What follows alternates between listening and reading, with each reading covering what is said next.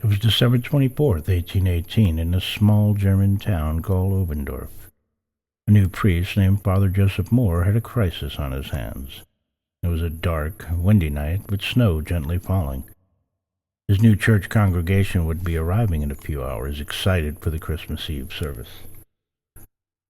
Father Joseph's parishioners were very much looking forward to the midnight church service.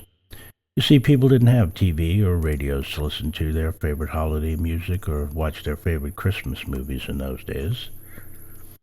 The church served as the heart of the village, a place to gather with family, friends, neighbors, to celebrate and fellowship. And for them, Christmas just wouldn't be Christmas unless it was celebrated with the church choir singing and the beautiful sounds of the church pipe organ. Little did they know that such would not be the case on this Christmas Eve. A young schoolteacher, a musician named Franz Gruber, arrived early to practice and prepare.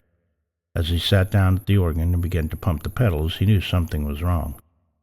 Suspicious that something wasn't right, his fingers pressed the keyboard anyway, and nothing happened. No sound at all. As Franz checked the massive instrument, he discovered that mice had eaten away at the bellows of the organ that supplied the air pressure to the pipes to make it work. Franz knew it would be impossible to repair on such a short notice. With much disappointment in his heart, Franz told the news to the pastor. This was the biggest and most important night of the year for the church and for a congregation that was filled with excitement and anticipation.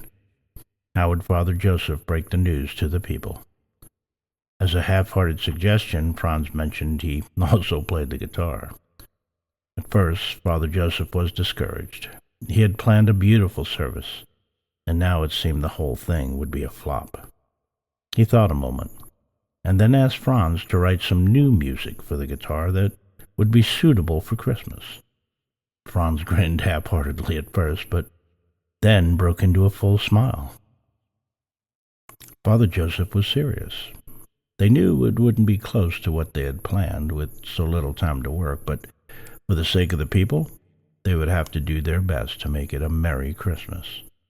Franz rushed home to get his guitar, and when he got back, he went straight to work, taking out pen and paper and began writing. As it just so happened, the pastor had written a poem the day before, not even realizing how profound the timing was. He handed it to Franz, who got to work writing for 2 solo voices, a choir, and a guitar accompaniment. Story has it the lines of music flowed onto the paper like sacramental wine. The melody seemed a bit simple, but there was no time to waste. Soon the choir would be arriving. They would need copies. Was there time to rehearse? No, no time to rehearse. They would have to perform it cold. The time had come. The choir took its place. The people sat in pews in anticipation. The candles flickered. The snow gently fell outside. Franz and Father Joseph sang, accompanied by Franz's guitar and the chapel choir. Awe and reverence flowed through the congregation as the Spirit moved about that simple little church building.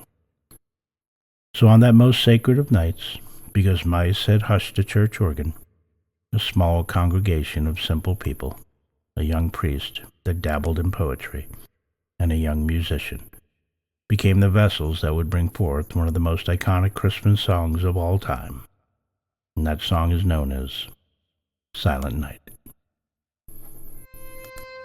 1, 2, 3. 1, 2, 3.